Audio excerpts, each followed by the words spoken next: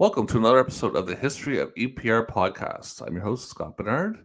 We're going to have a fun episode today. We have a legend with us. We're going to talk about another legend and a few other legends. We're gonna mix it up a little bit today. So I'm going to just first off introduce who I'm bringing in, who's going to be my co-host today. You definitely know him, so we're going to go over some of his accomplishments. This could take half the podcast alone. We're going to bring in here Billy O'Donnell. His accomplishments: he has won the Woodrow Wilson Pace, the Meadowlands Pace, the Canadian Pace and Derby 2 times, 8 different versions of the Breeders' Crown, the Little Brown Jug 1985 and 86, Driver of the Year 1984, 82. He's in the Nova Scotia Hall of Fame, the Canadian Racing Hall of Fame, the U.S. Racing Hall of Fame, and the Canada Sports Hall of Fame. And here he comes in now. Hey, Billy, how you making it today? Hey, good, Scott. How are you? Thanks for having me. Oh, I appreciate you coming on. We're going to have a lot of fun today. Happy belated birthday. I know your birthday was yesterday. How'd you make out with that? Yeah, that was good. Good and quiet, like I like it. There you go. Well, I'm going to start it real quick. We are going to get into Jimmy because we're doing the podcast on Jimmy Doherty. But I'm going to bring up a picture of you that Ricky Armstrong posted last night on Facebook. And a little bit younger back then, I think, eh? That's my uncle, yeah. Uncle Art Porter. Oh, is that your uncle? I apologize. I thought that was you. Yeah. No, it's that's a horse called Fred Scott that was pretty prominent around the Maritimes. A sire around there for years. Well, then I'm wrong. I thought that was because he was wishing you a happy birthday, and I thought, well, that must be Billy when he was younger. But I guess I'm wrong. No, that was my uncle. That was a Saxon Downs. Yeah. So your uncle got you started. Didn't you say before your uncle kind of got you started in the business? Well, yeah, my dad too. My dad trained horses part time.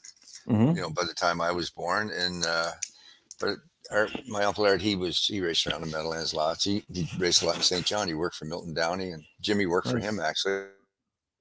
He left Downey's and came back home to Nova Scotia. He recommended Jimmy for the job at Downey's. That's how he got started. And so I guess it was a process of osmosis that I think Art had something to do with Jimmy offering me a job. I think he never admitted that, but anyway. Well, I'm going to bring up a quick clip because we are doing most of it on YouTube. I'm going to do stuff on YouTube, Billy, and also on Mo. I have lots of different stuff we're going to go over. But I'm going to bring up a clip now that actually came from the Canadian Hall of Fame. Actually, no, you know what? One more clip for you. This is a little later on, but this is a famous clip on YouTube if no one's ever seen it, where you had a bit of an incident in the post parade with one of your horses, and the guys interviewing you. So I'm going to bring this up real quick here. Bomb with Bill. Billy, we saw very clearly what happened in the post parade, but maybe you could give us the best description of it. Well, I just was starting down the post parade and falling along there, and he just got tangled up in his feet and fell down. Case of bad timing? No shit. So that's it's funny. I found it on YouTube, and someone else had posted it without the no shit comment and said, "What are you doing? That's the biggest part of the whole thing." So yeah, your horse fell down the post parade. It's kind of just a fluke accident, really. Yeah. He just stumbled and fell down. It was unfortunate. It was I think the purse was around $600,000 that race, if I'm not mistaken. Too, it was a Breeders' Crown race. Yeah, pretty disappointing. And you won a lot of Breeders' Crowns. I said 8 of these. Go ahead. Said 8. I won more than that. 12, I think, 13. Oh, okay. I seen 8. So yeah, I went Wikipedia. So I'm probably they messed up a little bit. Yeah, but you won a lot of them. Yeah, definitely. First year, when they first started. Yeah, the first few years I did. Yeah. Awesome. All right. Well, I'm going to bring up this little clip of Jimmy. This comes from the Canadian Racing Hall of Fame. I actually spoke to them this morning, so they're getting permission to show it, just to give them credit. This is like a little rundown of Jimmy's career that we're going to kind of jump into some pictures and videos. So here it comes.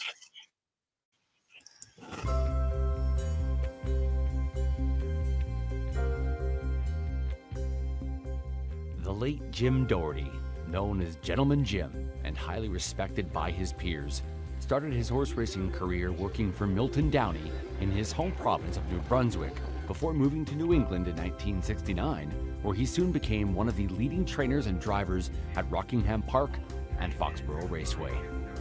His next move was to New Jersey in 1976 when the Meadowlands opened. There, he trained and drove a large stable for the better part of 40 years. Doherty developed numerous champions during his career as a trainer-driver, including $3 million earner and 2002 United States Trotter of the Year Fool's Gold, and Starship Enterprise, winner of the Valley Victory and Canadian Trotting Classic in the late 1990s. Jim Doherty, Gentleman Jim, has brought Starship Enterprise to a 3-length advantage to win the... He also drove Green with Envy, 2-time Older Pacing Mare of the Year in 1984 and 1985. Jim's calm, consistent manner when working with difficult horses brought him success with the hot-headed, no-nonsense woman, 1997 Dan Patch 3-year-old Trotter of the Year, following a year that included 14 wins in 17 starts on the Grand Circuit. During his career, Doherty drove or trained winners of 4,700 races and $45 million in purses. In 2003, Doherty was inducted into the Harness Racing Hall of Fame in Goshen, New York.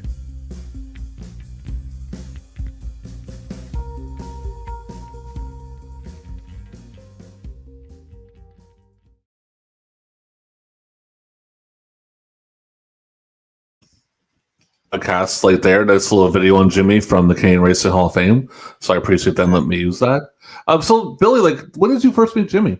So that's a good way to start. First time I ever met him, he brought Royal Salute, one of Milton Downey's horses, down to Halifax, or Sackville Downs to race. George Glant he brought him down. Jim came down to race him, and they had was called a Maritime Pacing Championship. It was in May at Sackville. That's the first time I met him. They brought the horse down and had him in Arch Barn, my uncle Arch Barn. That was about 1965. Okay. So you guys kind of became friends right away? Did you hit it off pretty quick? Or? No, I never saw him again until I talked to him on the phone. 1970, 5 years later. Yeah. I got a couple. Just a stroke of luck. I was at his brother Bill I was working for Eric Webby at Dartmouth at their farm, and the next barn was Gayle LeBlanc's barn, and Mo Bill, Jim's other brother, he was working there, and I went over to the barn for something, and he was just going on the track with the horse, and the phone rang. He said, "Answer that phone, Bill. Will you get that message for me?" And it was Jimmy. So he said that, asked me what I was doing. I told him. He said, "Would you be interested in coming to Rockingham Park?" So that's how it all started for me. So at that point, were you just training at that point, Billy, when you went to Rockingham, or were you already driving? Oh, I just got my license about 3 months before that, but I got my license in December, and that was about February, I'd say. So there wasn't much racing around home then. I was working for Mr. Webby and training. I had 5 horses. Everybody kind of had 5 horses there. So would I have driven for him if I stayed? I have no idea. But anyway. All right. That's cool. Well, I had a couple pictures of Jimmy when he's younger. I got one here. I'm not sure the name of the horse. No, that's my bad. That's your uncle. Here we go. There's Jimmy and the guys back in the older days. I think that's Aubrey up in the left right hand corner there. It looks like Aubrey Wood. Yeah, it is. Yeah, sure. Yeah, it is so. Yeah, you can't miss Aubrey. Yeah. Mo's there. And Bill's there, 2 over. Bill's in the back, the taller guy. Yeah. So that's a cool picture. That came from Bruce Maxwell. That was one that Bruce had sitting around there. Yeah, sure. Cool little picture. Yeah, and we have another one here. Now I'm trying to think of the name of that horse if I can see it. Let me full screen that for us. That horse is the Mite, I think it is. Is that the name of the horse? I'm pretty sure. I think it might. Oh, let's see here. Yeah, I'm not sure, but cool little picture of Jimmy. Super young, obviously. He looks like he's in his early 20s by the looks of it.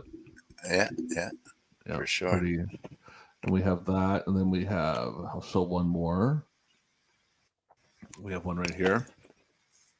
Yeah. Down in Rockingham, I think it is. Yep. So we have that. And I also have right here, I have a video of Roosevelt, him and Roosevelt Raceway. This is a pretty quick video. Bruce Maxwell took this, and Bruce tells a funny story. He went down to see him. I think it was probably 76. It's like the earliest stuff of Jimmy I really have. So Bruce goes down to see him, and he has like the old school like camcorder, and he films the race. And I guess security came out and said, "No, that's not happening. Get rid of that."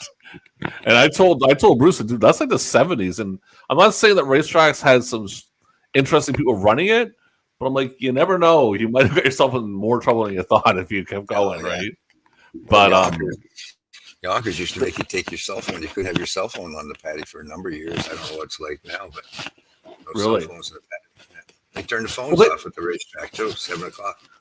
Yeah, because they turned off the payphones. I actually got a bunch of old programs from EPR, and one of the when the first page they'd have like little announcements, and one was that there was no more payphones allowed at EPR. It was like in the 70s. Because people would, I guess it would be for betting purposes. You call and maybe try to like catch a bookie or something that didn't know yet, right? Yeah. So they wanted your money. Yeah, exactly. Another thing that was interesting in EPR, they stopped letting people take pictures. And I don't know how that was in Roosevelt and places like that, but at EPR, you weren't allowed to take pictures after like 77 or something.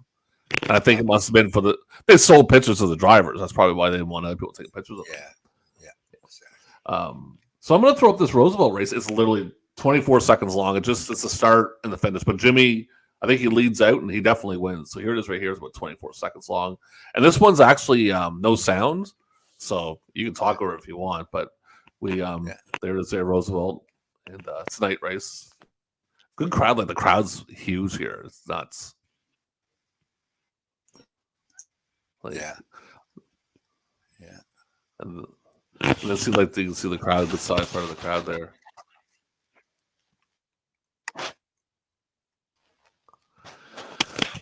So yeah, that was literally that was what 24 seconds long. That was no, it was just pretty quick. It was Jimmy. It didn't come up for you. Did you not see it at all? Oh, it didn't come up. Did you see the other video I showed you? Okay. All right. Oh yeah, that was just Bruce went on a trip. But I'm going to bring up something. It's not related to Jimmy, but it is related to me. When we originally talked a few times on the phone, I'm named after Scott Gorman. So Scott Gorman has a fond place in my heart. His painting's up actually his Alexander wins right in front of me. So you broke Scott Gorman originally. I did, yeah. John Ferguson bought him. It was in the fall after the Delaware sale. They had a cheap sale in Delaware, and a couple of guys around, Donnie Richardson, Clay Smith, would buy horses there by a load, and Walter Stewart, I don't know how his truck held, 12 or 14, and they'd bring them to Rockingham, and they would have a sale with those same horses. They'd resell them. John was going to go home. He had 2 horses, and he was going to go home for the winter, and then he decided to say he sold one. He said he needed the horse, so we went over and we walked this colt down, which I didn't know who he was at the time, so we had a sale book, and I looked him up. Went to Clay Smith, and he was a 2 coming 3-year-old, was never broke. And went to Clay Smith, said, would you sell that horse private? And he said, yeah. And he said, what do you take for him? He said, well, let me check. So he goes and checks, and he said, we give $1,000 for him, or $1,100, $80 to get him home. I'll take $1,400 for him. So we bought him. I didn't. John did, and then John stayed with me all winter, and we broke him. And John would jog him, and I would train him for him, and got him down to race time. And John was going home in May, probably it was around April, May, and needed a trainer, and he wanted to give him to Jimmy Moore, but he didn't know Jimmy Moore. Well, I worked for Jim Moore at Webby's, and so I called him and asked him, did he have room for a horse? And he took him, and he won all his races, and then the Ryans bought him, I think, right? That's my grandfather. That fall. I remember being home in the spring, June or something. He'd won a whole batch of races for them, by then, 8 or 10 in a row. So he's a pretty nice horse. Yeah, he that horse is like a god in my family. There's a painting, literally a painting of that horse we have. Yeah. It's up in my office, which I'm not in yet. I'm still in my dining room. But I'm literally looking right at a picture of him winning the Alexander 78, right in front of me. Yeah. And that Billy Nicholson drove him. So yeah, that was a cool little. When you told me that story, I was kind of blown away because I had heard that a long time ago. I put a few pictures up that you had broken, and at that point, I was trying to kind of put together who everybody was, right? Yeah. But I was named after that horse. My mother told Billy on a Saturday before he raced, if you win, I'll name my son Scott, and he won, and I was born 2 days later. So that's kind of definitely a big and it's we'll get into Scott's Gorman a little bit because I have a video that you're involved in, so we'll talk about that in a little bit. So you go up to Rockingham with Jimmy, correct? Yeah. Jimmy calls you up. So how does that go when you first get there with Jimmy? was good. It was really good. He had 9 horses there, and or he did, and he needed somebody. I think Steve Mahar was working for him before that, and then Steve went home, I think. And this was like I went to work in March, so Bruce Latham and Eldon Ferris were working there, and me, and till May, and then Jimmy got hurt right at the end of the Rockingham meet. He dislocated his shoulder, so we went to Monticello, and he came over for a while, and then he'd go back and forth a little bit, and so we were racing there, and then he felt good enough to drive, and he drove, I think, 2 races, and he got tipped down again, and he was off again, and then we left there and went home. We didn't have many horses left. We only had about 3 horses left, so I said, they're bringing it back in the fall. It was in the summer, so I went to Rockingham Park. I lived in Salem, and this was at Foxborough, 50 miles away. So I said, I'll go up there and I'll go to work for the summer. And I ended up going to work for a thoroughbred guy for the summer, and then went back to Suffolk Downs that fall. And Jimmy had some more horses again, some Miltons and some other ones. He got the Halifax and Red Ripple. And I saw a thing last night. It was on Facebook. It was really strange that all those horses' names that the horses that I looked after, actually, Uncle's Mon and Flying Knight and Best of Scots, I looked after for him. So, but in that, then I did some of the training and warming up and stuff like that, and then always kind of stayed in touch with him. And he was a big part of getting me a job with the Grays. So I went to work for Mrs. Gray and started driving, and then just went on from there. Awesome. No, that's great. I have a couple more pictures here. This is again, this is like, I think this would be 60s, maybe? Yeah, it's 60s. No, 70s. High Trail? Yep. Any members of that horse at all? I do so. That was a great little horse. He was a little foreign horse. He came from New Zealand or Australia. And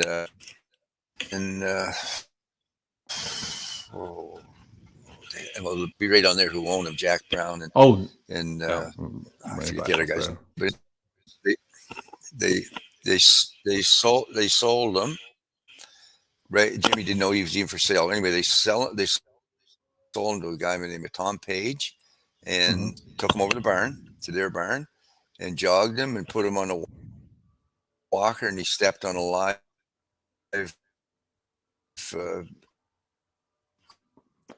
You cut out of me a little bit there, Billy. I missed that whole part there. Electrocuted. He stepped on a live wire? Because I missed it. You cut out of me a little bit there. You say he stepped on a live wire? Is that what happened? Oh. Yeah. On the walker, it went from the walker, run a motor underneath, and he just cut the wire with his shoe and electrocuted himself. Oh my God, that's a sin. That's horrible. I don't know where you're at here, Scott. Yeah. Can you still see me? Yeah. So that was a nice. Yeah, that was a nice little horse. That horse, very nice horse. I got another one coming up here. That was about 71 or 2. Yeah, time to go. See now, that horse. I didn't know that horse at all. So that's way back in the. I mean, I knew of him, and he was. He was a Milton Downey bred horse, right? Timetable. My uncle Art raced Timetable from Milton, and then he obviously kept him as a first stud. And it's a good horse. I think this is one of Jimmy's first big horses here. Time to go. I think this is one of his bigger horses when he first started. Yeah. Jimmy had his first win, and we'll talk about that later in the Ingham thing. He wins his first race when he's still in high school. He doesn't have his driver's license yet. Someone said he won his first race before he even had his driver's license. It's just that's dedication. I'd be a bit surprised.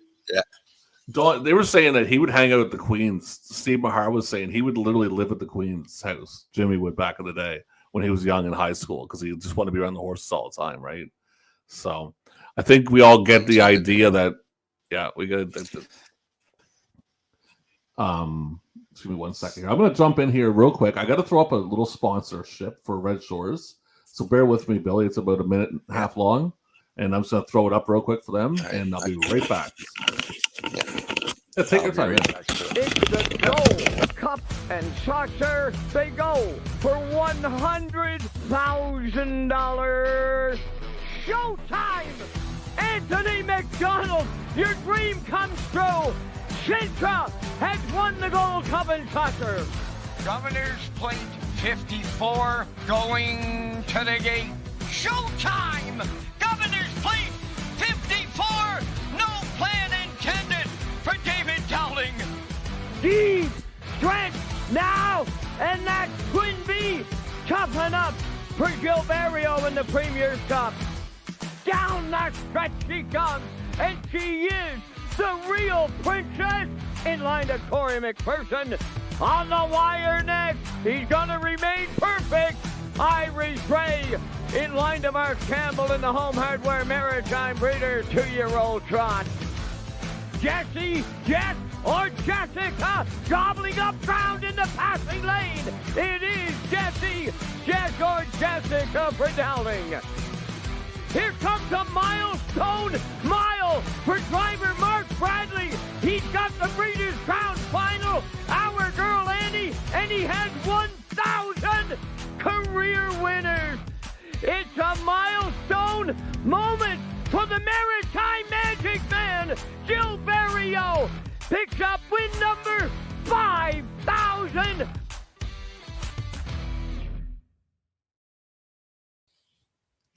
As you see in that video, another fantastic season of racing in Prince Edward Island, Summerside, and also Charlottetown. Charlottetown comes back this Saturday night. You can find them on YouTube, the Red Shores YouTube page. And also, if you want to make wagers, you can go to hpibet.com, and they'll also be on there for wagering purposes. And any other questions you have, if you want to find out about race dates, free programs, dining options, you can go to redshores.ca/racing, and all that information will be there. So we're very much looking forward to Charlottetown coming back this weekend. It's going to be a great weekend of harness racing. So definitely check. All right, I'm back. I think we're back to kind of, we were messed up there a little bit. That's okay. It happens. It's the internet. You know how the internet works. It has a mind of its own and likes to play with us. So I'm going to we're going to skip around a little bit, talk about Jimmy, talk about you, but I have an interesting one. We talked about this. And I was blown away. You were actually in the Alexander Memorial 1977 race. Is that correct? The one with the big wreck with Scott Scum and all them. What horse was it yours that you had in there? And Billy? Do you remember the horse? Traveling Boy. Okay. So I actually have about 1 minute of the race. I'm going to bring it up. And it's actually not muted, so you can talk over it. And if you remember anything about it, but basically I just showed about the first quarter, and then I skip past and then I go to the end because you talk about horse jumping. So here it comes up right now. And let me know if you can see it. If you can't see it, can you see it there? Yeah, I got it. Okay. Yep. So here you guys come off the gate. And we all know. Yep. So the first turn, like what goes on here? Do you recall this at all? Oh, yeah, for sure. Ranger Bill, that's the horse that made a break. They said, I don't know if true or false. I was on 2-horse place, but they said that it was bad there from a spring or something. I don't know. But anyway, he just made a break, fell down. So I'm on the front here. I left, and I was just in the front. But my horse. Yeah, this is the. Go ahead. To finish, yeah. My horse had made a break over at the 5/8 fall. 3-legged horse, right? So he made a break for me for the day. So, and the Tasty Treat won it. Tasty Treat won Bernard, he won it. Yeah. Yeah. I don't think he would. I don't think he would have if I had made a break. But anyway. Yeah, like you looked like you were coming at it. So that was like a real crazy race because I remember because I've researched everything, and for me, I'm a bit of a fan of Scott Scum, so I might be a little biased towards him. But he wins the 76 one, and I guess Bill said he looked great at the warm up, but just a bad set of events. He gets to that first turn. Yeah, exactly. Yeah. And goes down, and it's just like. So when you see it, like just a quick question, because it's just interesting to me. I've never driven before, obviously, like that. When something like that happens, like what's going through your head at that point? Are you kind of like, I gotta get the hell away from this right now? Like when something like that goes down? That's the first thing that you think of, and then your concern is with the horses and the drivers, right? that are involved. So Yeah. Okay, let's jump into. Give me a second here. I'm gonna float it. Go to where we at here. Let's go. Okay, so I'm gonna bring up a couple more pictures here, and these are kind of just scattered all around. I actually got an interesting one here. The Jimmy Doherty friendship rose. Do you remember that at all? where was that? I think it was in New Jersey, and it seems like it was a roast, but it might have been like a G-rated one, not like a. Yeah. Oh no, it was a G-rated one. Yeah. I remember that. Yeah. Yeah, I just seen that because I've seen it in the in some of the stuff that Ann had gave me. His sister, by the way, Ann Galbraith, provided a lot of these pictures, most of these pictures. Yeah, exactly. Here's another one, Dansville Bucky. You remember this horse here? No. Oh, that's the horse he has. That's a Meadowlands piece there. Yeah. So we have that. Let me bring up maybe. Let's find some stuff here. We're gonna give Mo a little shout out here because we have some stuff on Mo. Yeah. And this is a fun little video here. It's silent. It's an 8mm film provided by Bruce Maxwell. Yeah. And there's Bruce there. And I don't know the horse, but it's kind of Mo's a big man. Jeez, he's a tall man. Oh yeah, Brawley Road maybe it would be, or. And if you look at that, I'm going to replay that again real quick. It's really cute what the horse does because you see them patting the horse's nose. And I don't know if someone got, like right at the end, if you watch the horse, I don't know if someone got the horse's attention, but you look, the horse turns its head and looks right at the camera right at the last second. Yeah. And Bruce just stops. Yeah, a little bit of a ham, that horse, right? Yeah, Bruce was just like, okay, that's enough of that. I don't know if it kind of spooked him or something. Here's another one of Bo now with one of his close friends. I can't remember this man's name. My father knew this man. Who was that man there? Do you know who that is? No, I can't remember who it is. Good man. I guess he was a real nice guy. I don't know who he was, but I guess that was in Mo's barn in '76 or something. Probably. And one more from Mo. This is the Beryl McIsaac Memorial from 1983 at Brawley Road. Again, it's silent, and it's kind of, I got about a minute of it in here, but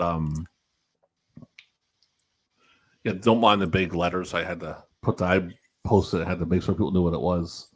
But and while this is going, question for you, I figure I'd bring up now, Billy. Like, you came down for the 77 Alexander. Was there other times that you were invited to come down ever to race, like in big races? You can remember, I guess. Probably they. Yeah, maybe not. I can't really remember. I know that year because of Jerry Alexander. Steve McAfee worked for me, and I think they were related, and so we ended up having a horse for Jerry after that. But Jerry was the one that kind of was working for me. We called him Steve, and he had just gone to work for me maybe that year before, maybe. So I think he was probably. Between Steve and Jerry were instrumental in inviting me up, and I had a good horse, right? So yeah, definitely. And if you look there, right at the end, Mo wins that with Brawley Road at the end, and there's a little party with the whole family. There's massive family of the Dohertys because it's a big family. Yeah, I betcha. Big family. And they're all into the horses. Yeah. I actually have a picture of this race of this winter circle from Bruce Maxwell that I don't know why I didn't add it, but I didn't add it to the podcast for some reason. It's on the Facebook page. You can see it. But that's the 1983 Francis McIsaac Memorial. So very cool race. Brawley Road was a great horse, and it's interesting because I think we talked about this before. Jimmy breaks the 2-minute mile in 1983, which I'll show later. And the next day, Brawley Road comes second, and Steve Mahar with John Campbell ties the actual track record. It took them like 30 years to break it, and I think it was within 24 hours they hit it 3 times. Wally hits it later on, which is crazy. I'm going to bring something up in the John Campbell interview. This could be tricky. We're going to see if this is going to work for us because we're getting better now with our quality. We were really not great earlier. That wasn't on you, Billy. That's just the way the internet works, right? Yeah. But I have an interview I did with John Campbell here a couple days ago. John was gracious enough to come on and talk. As I mentioned first of the show, we're going to be doing some insert interviews also today. And the first one we're going to do is with definitely a legend in the sport of harness racing, Mr. John Campbell, 6-time winner of the Hamiltonian. And also he knew Jimmy very well because they raced together down the Meadowlands. So I'm going to bring John in right now. Hey, John, how you doing this afternoon? Doing well, Scott. How's everything with you? Good. Thank you very much for coming on. I know you're a busy man, so I really appreciate you taking time out of your day to come on and reminisce about Jimmy a little bit because that's what the show's about today. So we're going to be telling stories. And so basically, so you went to the Meadowlands. I don't want to jump right in, but you went a little later because Jimmy went down in 76. When did you go to the Meadowlands originally? I came in January of 78 when they started in the fall of 76, September. They raced for a whole year. Mm-hmm. And then the thoroughbreds came in that break. And then I decided to give it a try in January of 78. So you come out of Ontario, correct? Yes, I was racing at Windsor. And then the last couple of years I was there, I raced at Hazel Park and Wolverine in Detroit before I went to the Meadowlands. So like I know like the Meadowlands was the big place to be back then, like in 78 stuff, would you say? Yeah, it was when it was an unknown when Jimmy went and they came from all over the country. There was guys from Ontario, Ray Remen and Greg Wright went, guys from Chicago, Ohio, and New England, Teddy Wing and Jim Doherty. So it was really an unknown when it opened up, but they offered purses that were just phenomenal at the time. And the betting was tremendous, and the purses just kept going up from the betting, and it was just too much. I had to give it a try just to see if I could make it work down there. So I went in January of 78. Yeah, because I've seen a documentary on it. Actually, I watched a little while back, and they were talking about when they opened it. They were telling the drivers like, don't hold back. You know, some drivers in some races would hold back. They would just like just go all out. Like we want everybody to go all out to win, kind of thing. Well, Joe DeFrank, he'd been the race secretary in Windsor, so I'd known him since I was just a kid, not even a teenager.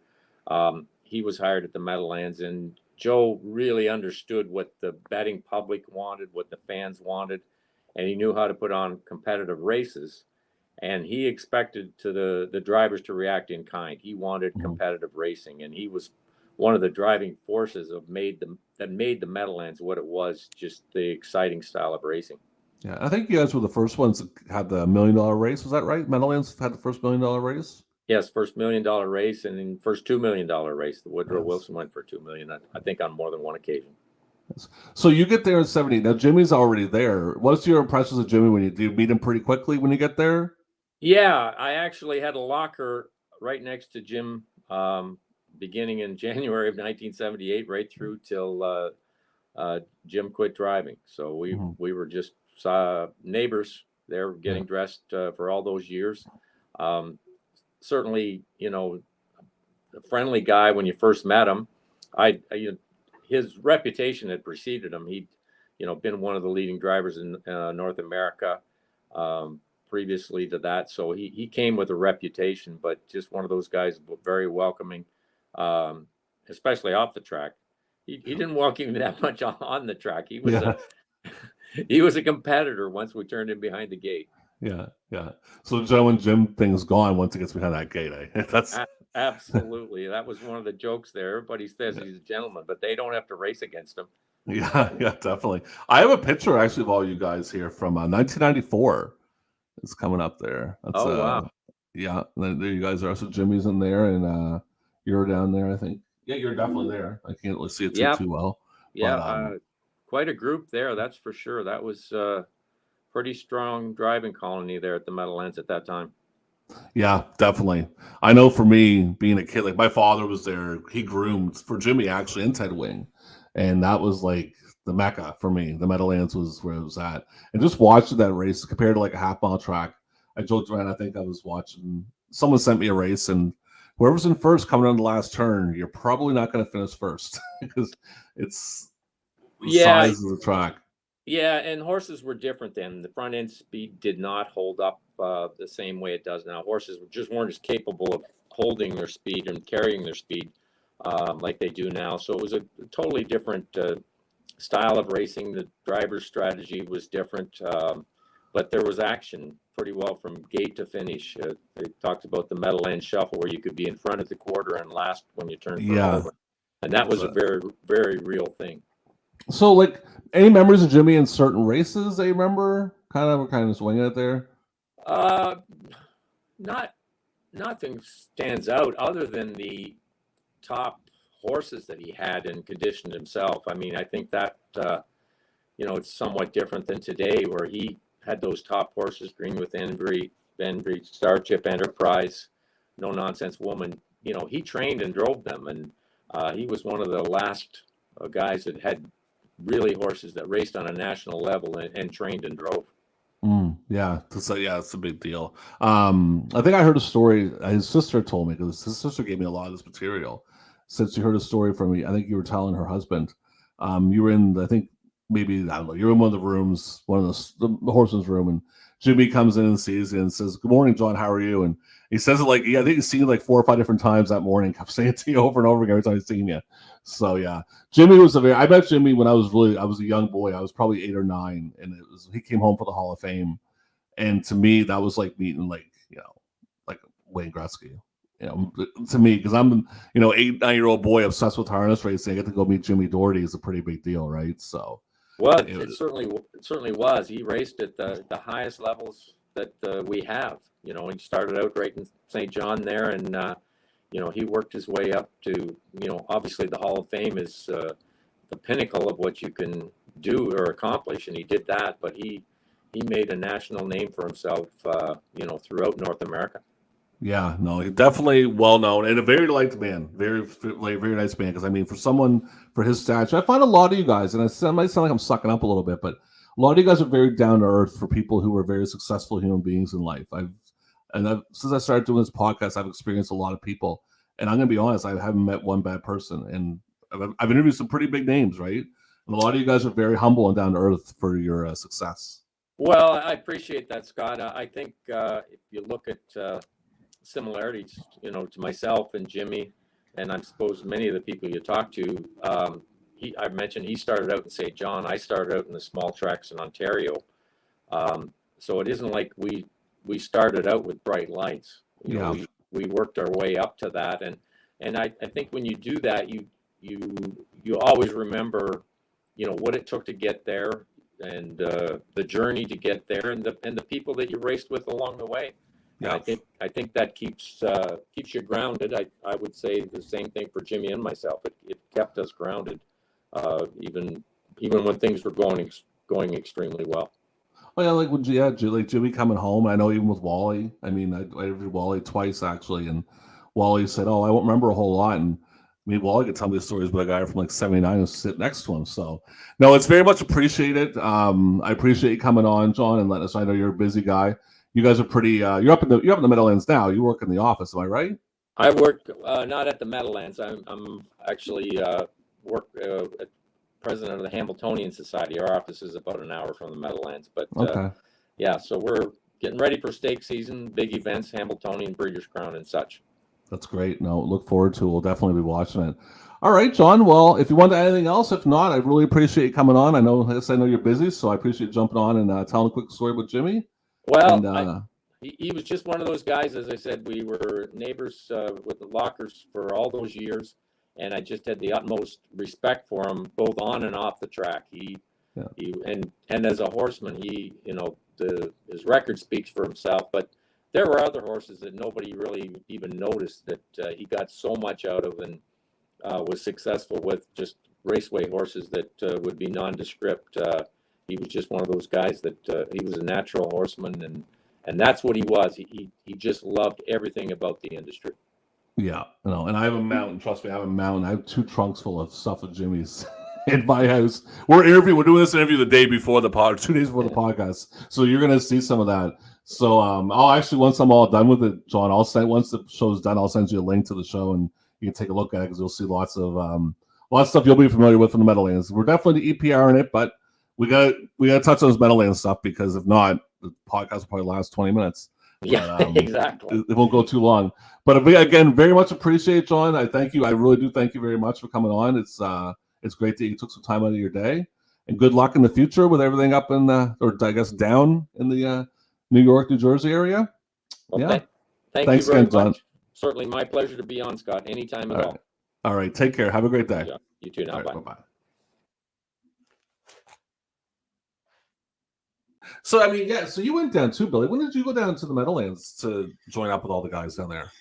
I went the first year I went was 1979. I went to in the winter meet in January. I was racing Saratoga, and they were closed pretty much for. I guess they were closed. Man, we were racing on Sundays. I think that was the first winter meet they had there. I think, but anyway, Meadowlands raced Monday through Saturday, so I went down. I had 5 horses down there, 5 stalls, and I go back and forth. Like Meadowlands, it's 3 hours away or just about. So I'd go down and race a couple of days or whatever I had to race and go back home. And so then I just and I was doing pretty good through the winter, but I had 50 some horses at Saratoga. So I went back. I moved everything back to Saratoga for the summer meet, and I sold everything. I sold 23 horses in the old glory sale that I owned all or pieces of. I took that money and I took 7 or 8 horses, 8 I think, and went to the Meadowlands, applied for stalls, and that's when I moved down there. So I was there permanently from 80. So were you close? Like when you were down there, were you and Jimmy still pretty like you were around each other? So was it true when Jimmy's a great guy, but he got behind that gate, he might the competitiveness come out of him pretty good, pretty competitive. Yeah. No gentleman Jim and then. No friends. No friends. No, he was competitive, but that's okay. We all were.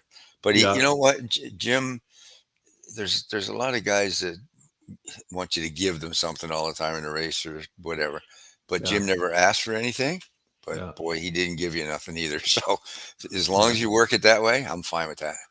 He I won't mention the race. It's not on here actually, but I seen that little temper Jim's kind of pop into one race. He was racing and he won, but the person behind him, Jimmy turned his head and he definitely said something to him. And it wasn't like he made sure that the person knew, and the person probably pulled a little stunt in the race, and Jimmy just kind of turned his head and and then comes back to where circle. But again, I mean, I can't say a bad thing, which I adored him.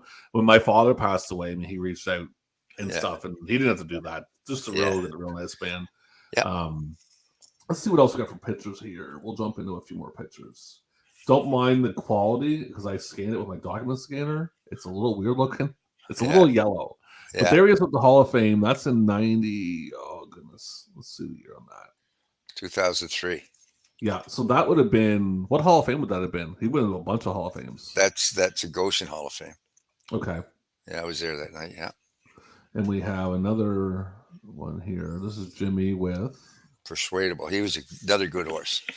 Very good horse. Yeah. And so what's remembers of that horse, Billy?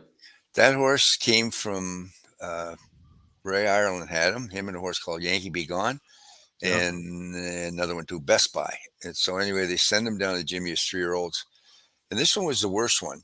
In the beginning, he was kind of slow getting started, and Yankee Be Gone was good. Best Buy was good.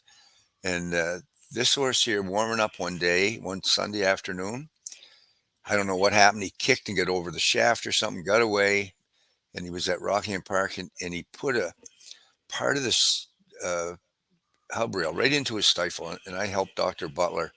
Well, I held the tray while Doc got all the splinters out of him and stuff, and they wanted to put him down, and Jim said, do whatever you can do for him, Doc, and he said, I think we can save him. And there he is. He came back. He was off about a whole year. Come back, became a free-for-all horse. The Meadowlands, when Jim first went down there with him, and was a good, I would say, I think he was like a 50 or 75,000 claimer, but a nice horse, real nice horse. He was by Tarport count. So because Jimmy is known for that, for taking horses that are kind of like, I think it's being Aubrey talk about it later, which I'll insert in. But Jimmy's known for taking these horses that really aren't doing much of anything and turning them into like winners. Do you have any other horses that you can think of? Green with Envy. With Envy. She was, age pacing mare of the year in HG in the United States and Canada, and was the Dan Patch Award. He got her. Mr. and Mrs. Rosenberg owned her. Who started Dunkin' Donuts. Bill Rosenberg, who had horse with Jimmy for years. His wife Ann owned her, and They had her with a trainer. She was a 2-year-old, and she was coming 3. She didn't race this 2, coming 3, and she wasn't training very good. So they were going to breed her. And Ann said, you know what, let's send her up to Jimmy and just see what he can do with her. So he got her, and she was age pacer mare of the year, and a good mare for a number of years. And I said to Jim later, what did you ever do to her? He said, I don't know. He said, I just treat her like a horse. But she was one in Fool's Gold. There was another one. Yeah. He raced Fool's Gold when he was younger. Then he didn't race him for a long time. And then they gave him to him to train, and the rest is history. He made $3 million. I actually have a quick, that's perfect, Mr. Green Envy, because I have a quick video of Green Envy. So you kind of just walked right into that part, and we'll show that, and then we'll come back and talk a little more about it. So this is just like a little recap, basically, of the year that he had in 83. Green with Envy was the dominant age-pacing mare, tying the single-season record of 16 victories at the Meadowlands while repeatedly turning back her rivals. Lightly raced prior to this year, Green with Envy made up for lost time in a big way this past season. And Green with Envy is looking for racing room now, and she's got it, moving through in between horses. Green with Envy dancing Mahar's Poetic Justice. What a finish. 3 of them across the track. And here's Green with Envy splitting rivals to take the lead, and Green with Envy goes on to win it. Yeah, it's a little thing there I found on YouTube last night. I thought that'd be kind of cool. And that's great that you mentioned that horse. It brings right into that video. Jimmy was known for that. Yeah, for definitely taking horses. That's impressive, because I mean, it's one thing if someone buys you a horse for, say, I don't know, $100,000 that's meant to be good, but if you take a horse that's nothing and makes it good, that's pretty impressive. Well, he funny story. He bought a horse one time. I drove the horse at Garden State for a guy, and so I went down, like I used to just get on the weekends to drive, and Jimmy was down to drive him, and I thought maybe they fired me, changed drivers or something on him. But anyway, he says, oh no, he said, I bought him. I said, oh yeah. He said, well, the guy that trained him said that you said he was a nice horse. I go, Jim, he's not a nice horse. Well, he made $600,000 for Jimmy. Jesus. So, and Governor's Choice, he bought him out of Maine, and he brought him down, raced him a few times, and I don't know what happened to him, but he was missing for, say, from July till the next spring. And he won the graduate final, right? I mean, he probably made $600,000-$700,000 too, but he owned them himself, and just took the time with him. And he was a great guy. For maybe he was guilty of giving them too much time. Some of them, right, he'd hang on to them too long, but those are success stories there, and it worked for him. So he just kept doing it, I guess, right? He'd buy horses. He'd love to buy horses. He never went to the sale that he didn't come home with a horse, and he didn't care. I remember he bought a horse there, Hoedown Hanover, and I'd been racing him for Bob Bencal a couple of times, and he said, what do you think he's worth? And I said, oh, 80, 85,000. So Jimmy bought him for 135,000. Wow. So I said to him, geez, he kind of overspent there. He goes, you know what? He said he bought him for him and a couple other guys. He said, I'm the poorest man in the operation. If I can afford it, they can't. So and he went on to make a lot of money. So that's awesome. I'm just going to take a quick break and get another thing from our sponsors, and we'll be right back. All right, everybody, I just want to take a quick break from the podcast, and we're going to mention something that's coming up this weekend. It's a pretty big deal. Truro Raceway will be back this weekend, May 7th on Sunday at 1 p.m., and they have a lot of real cool things going on. They got a brand new GM with Steve Fitzsimmons, and a lot of nice promotions going on. Steve's been working very hard at getting everything ready to get up and running for this Sunday. So it's going to be a lot of fun. I'm going to go over a few of them. So the first one I'm going to talk about is the Pick 4, the late Pick 4. $750 pool guarantee over the last 4 races. Minimum wager 20 cents. Low takeout 15%. So that's really nice to be able to do that. And then we also have a Pick 5 that starts at race 1. Minimum wager 20 cents. Lowest takeout in Canada at 12%. I'm a big fan of Pick 5 myself because I don't win it, but I like the idea of thinking I can win it. Because if you pick 5 horses in a row, you're going to bring back more than 20 cents. I'll tell you that. And the last one, which I'm a huge fan of, is right here, Survivor. So if you go on the Truro website, truroraceway.ca/survivor, you fill out a form. And I suggest if you have an HPI account, go to hpibet.com, get your account number, and that form will ask you for your HPI account number. And then what you do is you go onto the Truro website, you go to Survivor, drop down, pick a horse in race 1 that you think will finish in the top 3, If that horse finishes in the top 3, you go to race 2, and same deal, then race 3, race 4, etc. If you end up getting them all right, and you're the last person standing, you get $100 credit to your HPI account. That's a pretty big deal because it's free. So you can actually win $100 for putting no money in. But for example, if it's you and another person actually finish at the end of the day picked all the winners, it'd be split in half, so $50, etc. But a lot of fun. It's gonna be really cool. So if you're in the area in Truro, definitely stop by and see the races live. There's nothing like seeing races live. If you're not in the area, definitely check on their website, trororaceway.ca, and also check on HPIBet.com to wager on the Truro races. So we look forward to seeing everybody out there if you can get there. If not, check it out online. So we're back. Just had to pay the bills there with Trurro's. And then, like I said to everybody, watch Truro Sunday. I don't know if you heard, Billy, what they're doing down there. They're doing that Survivor. Yeah. Where they're doing, that's a really cool thing. I'm looking forward to that because you don't have to spend any money on that. You can win. Yeah. So like Jimmy's down, like, he comes back and forth. He comes down back to EPR. He wins Prince Cup 81 with McGarrett in. Yeah. I'm not going to show that video because I've shown it tons of times. Everyone's seen it. I got another one later. I'll show the one from 83. But this is a race here for him in the Meadowlands with a horse called Hot Pursuit. Now, any memories of this horse at all, Billy? Just the name. Yeah, just the name. I think he was a decent horse around the Meadowlands there, but I don't think I ever raced him. So. Yeah, this is a cool little finish. I'll just show it real quick. It's about 50 seconds long. I just love the finish. The finish is awesome. So it's going to come up right now. Outside, Ambro Wilk toward the rail, and racing sluggishly now is Coriola, the distant trailer. They're midway on the final turn. It's been Hot Pursuit the entire way, and Super Bon Jacques takes out after him. Here comes Super Bon Jacques charging up on the outside. Hot Pursuit battles back gamely toward the rail, and it's 3 lengths to Die is Cast racing third. Hardy Almerhurst is making his move now on the outside. 3/4 and 1:29 and 2. They're in the stretch. On the inside, Hot Pursuit is game. In front by ahead. Super Bon Jacques is right there as Hardy Almerhurst closes the gap on the outside. 3 across the track. Super Bon Jacques a short lead. On the outside, here comes Hardy Almerhurst with one final effort. Hot Pursuit toward the inside. 3 horses in a driving finish. 2 close to call. Hot Pursuit maybe. Super Bon Jacques and... Nice little finish there for Jimmy with that. 3 horses at the end, yeah.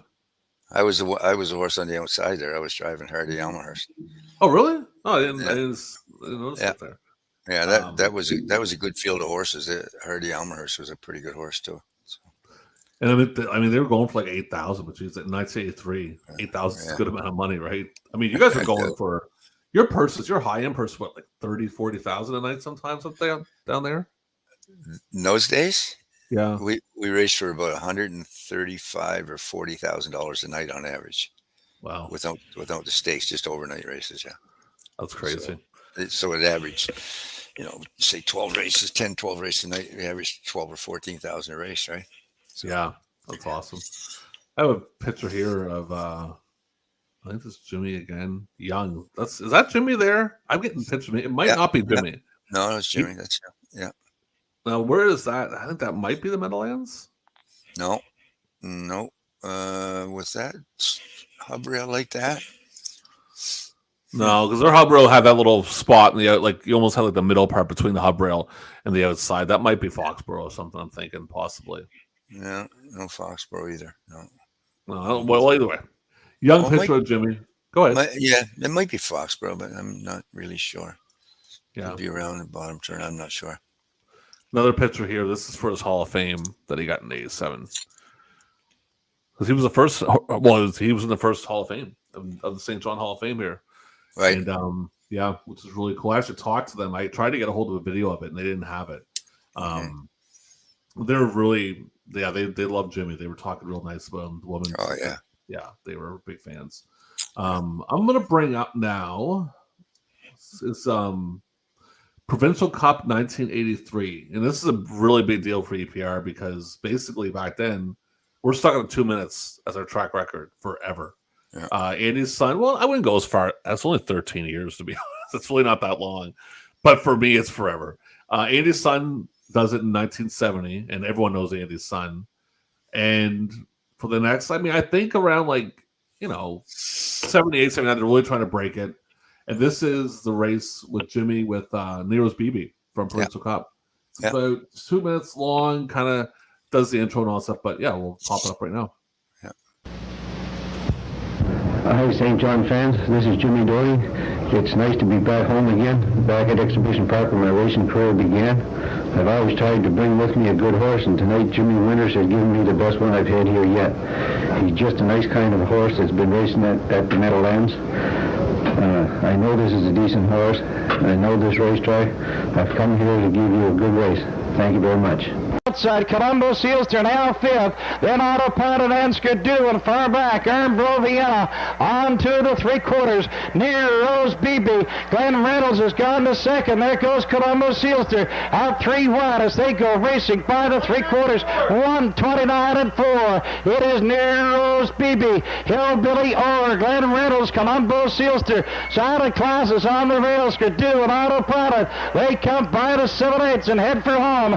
Near Rose BB is the leader. Nero's BB, Hillbilly Orr driving up a strong second, coming on. Then Glenn Reynolds on the outside, Autopilot. It is Nero's BB holding. Here they are. Nero's BB, Hillbilly Orr, Autopilot, Glenn Reynolds, Colombo Sealster, Silent Class, Skidoo, and Earnbro Vienna.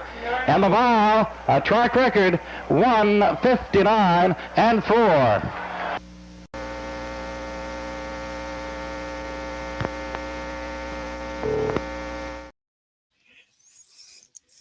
With the family again. So, and the crazy thing I talked about, I don't know if we talked about it on the air or not, but so the next day, because we do the doubleheader on Friday night with Provincial Cup, we do the doubleheader Saturday night and Saturday afternoon.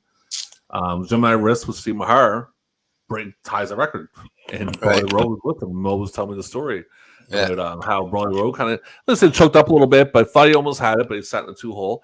And that would have been, I think, race 9 of the day, and I want to say race 11. Wally ties it again. Right. So they go 13 years and they can't break the record. They hit it 3 times in less than 24 hours. Right. So and now I think the final record at EPR was 152, I think, or 153 that Jill's put up. But Nero's BB, did he ever race that horse down the Meadowlands, Bill, or was it just No, he raced him down there.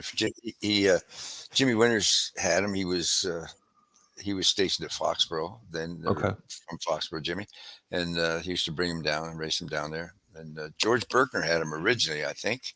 Mm-hmm. But anyway, he was a nice big horse, so yeah, he kind of Jimmy basically dominated that whole race from start to like. There was really nothing to really show too much because Jimmy goes to the front and he kind of just stays there the whole race, and the rest of the field's pretty much chasing him, right? Yeah. Question: this isn't actually. I just popped in my brain real quick. What's any famous for either one of you or Jimmy? Any famous owners that you guys ever had, like celebrity wise or sports figures or something along those lines? Well, my partner for many years, from the time I was in Saratoga, late 1979, until I moved to Canada, so that'd be 30 some years, was Jack Rollins. Okay, and Jack Rollins is Woody Allen's manager. Okay. And not only Woody Allen, he was Woody manager, not their agent, manager. Yeah. Big difference. Robin Williams, David Letterman. He had 8 of them. Michael Davis, the sword guy. All of them. He had a bunch of them. Right? So for me, that was the most famous guy for me. And Jimmy had Bill Rosenberg, who he founded Dunkin' Donuts. Yeah. Yeah, Will-Rose horses. They were together forever. So for me, I mean, Jack was the inspiration for me going to the Meadowlands, Jack, right? So yeah. So what made you go down? Like, you might as well bring it up, tell the story. Like, what made you go down there? I was doing real good at Saratoga, and just like anybody, I just wanted to try the waters and see if I was good enough. And so anyway, Jack, he said, "Well, you go down there." He said, "And if you want some horses and you want horses to claim, give me a call." So the first night of racing, I get a program a couple of days early and picked on a couple of horses and called them. And he sent a messenger over with the money for the horses, 100,000 or close to it. So that's a good feeling when you got someone to back you like that, right? Yeah, that's to have owners like that. I mean, me and Aubrey talked about it a couple of years back. That's what's kind of. I mean, the sport's getting different. It's a lot of like a lot of people buying into a horse. Like we have fractional ownership now, which you know about, and it's a cool little thing. But the owner, like the big time owner, that kind of them days are almost gone now. You don't really see it as much where there's one person who will buy 6 or 7 horses. Like my grandfather was big on buying lots of horses, and the guy's kidded with me. Go ahead. Used to be one owner owned 5 horses. Now it's 5 owners with 1 horse. That's basically turned around, and good or bad. I mean, a lot of people involved, and you're cutting your risk down. And I do the same thing now. I have 3 partners, and we buy horses, usually Australian, New Zealand, and they come from Australia. And we've had 3 of them. We had pretty good luck with it, and I do it again. Just definitely something to watch. And you cut your risk way down. But I said I bought 1 horse there for a tax write-off. Mm-hmm. And he made 180,000. That didn't do me much good, right? So I said, if I was starving, I bought that horse and needed him, he would have broke down the next day. So it's just the way it is, right? I know. Like I was talking, I had got a bunch of tapes from Ian Palmer's son, old audio tapes are on the page. And I was down at the track talking to all the old guys, and I wasn't bragging up my grandfather, but I was, I'm proud of Scotch Gorman and Thorpe LaBelle and all these things. And I was going on, and one of the guys kind of being the smartest is, but don't ever forget Bull Brett. And I'm like, all right, I know Bull Brett wasn't the best thing in the world. They always tease about Bull because my grandfather paid like 30 for Scott's Gorman when he originally bought him from you guys. Yeah. And he went and I think Scott's Gorman, like he had a horse before Scott's Gorman. I might have watched Fred was his name. He won not a bad little horse, but Scott's Gorman kind of got him over that hoop. But I guess he went a little crazy there. He used to go to all the sales, and I guess he bought Bull Brett for $50,000, and that was not a good investment. I think that horse won. Sometimes that happens. Ingham Palmer, when I was young, we lived in Spring Hill, so we were only 40 miles from Moncton. And my dad would race up there, and I'd go with him on Saturdays, if I was school night, and go up there. And I'll never forget, every night Ingham Palmer used to say the same thing on his radio show. He had a radio show, would give the sports stuff, and he'd say, just remember this, it's not whether you win or lose, it's how you play the game. I never forgot that. That stuck in my head for my whole life. Yeah, Ingham. He's actually in my next little project, I think. We might be doing Ingham next. That might be the next podcast. Yeah, that'd be good, eh? Because I never ever met him, but I've seen pictures of him later. But I was a kid, right? I'd be in the paddock helping my dad and stuff, right? And then I guess he had a radio show that back in those days. He used to give the results and stuff. And, to be listening to him on the way home. Yeah, there's actually on the and the YouTube page that we have, this will be on in the 70s section, 80s section, because I have it all in playlists. The first one is actually, I think it's Ingham's bunch. Someone sent me a bunch of like results. Ingham saying them on the radio. I met Ingham when I was 5 years old. Yeah, I think I was 5 or 6. Because I was obsessed. Right, my grandfather took me up to see him, and it was just like, again, it goes back to we talk about me meeting Jimmy.